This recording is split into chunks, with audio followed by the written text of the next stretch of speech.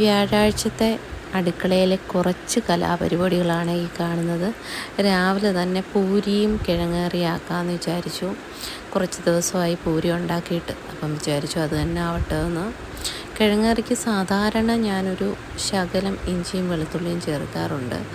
പിന്നെ ക്യാരറ്റ് അങ്ങനെ ഇടാറില്ല, അതത്ര താല്പര്യമില്ല. അതുപോലെ തന്നെ പൂരി ഉണ്ടാക്കുന്നത് നമ്മുടെ പൂരി പ്രസ്സിനകത്താണ് ഉണ്ടാക്കുന്നത്. അപ്പം അതാകുമ്പോൾ എളുപ്പമാണെന്ന് എനിക്ക് തോന്നിയിട്ടുണ്ട്. പിന്നെ കുക്കറിനകത്ത് തന്നെ നമ്മുടെ കിഴങ്ങേറിയാക്കി, കാരണം കിഴങ്ങ് വേവണമെങ്കിൽ കുക്കറിൻ്റെ സഹായം എന്തായാലും നമുക്ക് നല്ലതാണ്. ഈ പൂരി എന്ന് പറഞ്ഞു കഴിഞ്ഞാൽ നന്നായിട്ട് പൊള്ളി വന്നതാണ്. ചിലർ മൈദയൊക്കെ ചേർക്കുന്ന കണ്ടിട്ടുണ്ട്. ഞാനിപ്പോൾ മൈദ ഒന്നും ചേർത്തില്ല, റവയോ മൈദയോ ഒന്നും ചേർക്കാതെ തന്നെ പൂരിയായിട്ടുണ്ട്. പിന്നെ ഉച്ചക്കലത്തേക്ക് കുറച്ച് മിക്സഡ് മീൻസ് ആയിരുന്നു.